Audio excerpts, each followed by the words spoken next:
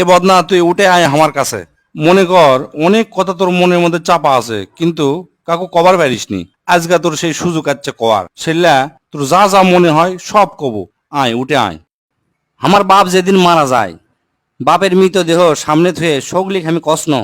আমার বাপ যার কাছ থেকে টাকা ধার লিছে বা যাই যাই টাকা পায়, সগলি আমার কাছে জানাবেন, আমি সগলি ঋণ শোধ করে দেবো।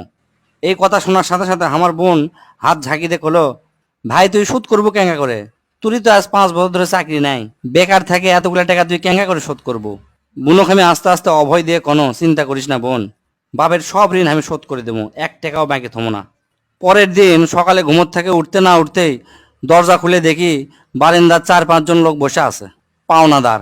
দেখে আমার গাও ঘামে উঠলো। অকরে কি কমো, আমার মুখের ভাষা আসলো না। রাতটা ঠিক মতো পার হবার দেয়নি, আসে হাজির। সামনে যাতে একজন খাড়া হলো, খাড়া হয়ে হামাক করছে, আমি অমুক ব্যাংকত থেকে আসছি, আপনার বাপ তার বেটা বেটির নামে 20 লাখ টাকা ব্যাংকত থুয়ে গেছে, তাড়াতাড়ি ব্যাংকত আসেন। বাদ বাকি 4-5 জন যারা আছে তারা সগলি করছে আমাকে সমিতিতে আপনার বাপ 20 টাকা করে জমা করেছিল, আরেকজন করছে 50 টাকা করে জমা করেছিল, আরেকজন করছে 100 টাকা করে জমা করেছিল। এল্লার টাকা নেওয়ার জন্য আমাকে সমিতি অফিসে আসেন। পরে সব হিসাব করে দেখি বাপ হামাকের জন্য প্রায় 37 লাখ টাকা জমে থুয়ে গেছে। টাকাগুলা হিসাব করতে করতে আমার একদিন রাতের কথা মনে পড়ে গেল। ওই রাতে আমি আমার বাপক কষন, আপনি ক্যাঙ্কা বাপ, আমাকে ভবিষ্যতে আপনি কোনো চিন্তা আছে? আপনি লাগাতে বাপ আমাকে দরকার নাই, কোনো টাকা পয়সায় দেন না আমাকে, আমরা চলমো ক্যাঙ্কা করে।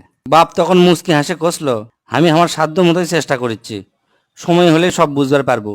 সেই দিন ওই বাপের মুচকি হাসে আমি বুঝবার পারিনি। সেই দিন রাত ঠিকই আছে, কিন্তু বাপটা আমার নাই। মাঝে মাঝে রাতের বেলা আকাশের দিকে তাকে কই, বাবা আজ পর্যন্ত তোমাকে বুঝতে পারলাম না, তোমার উপর খালি রাগই করে গেছি, কিন্তু তোমাকে জোরে ধরে কোনোদিন আই লাভ ইউ করতে পারলাম না।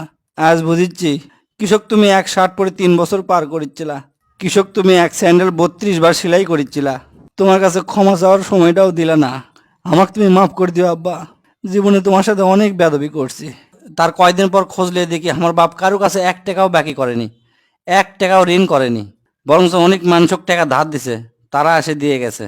তাই তোর হাত পাও ধরে কই দোস্তরা, তোকে বাপ অনেকেই বেঁচে আছে, বাপের সাথে কোনোদিন বেয়াদবি করবো না। বাপ যে কি ভালোবাসে এখন বুঝবো না, পরে বুঝবো দোস্তরা।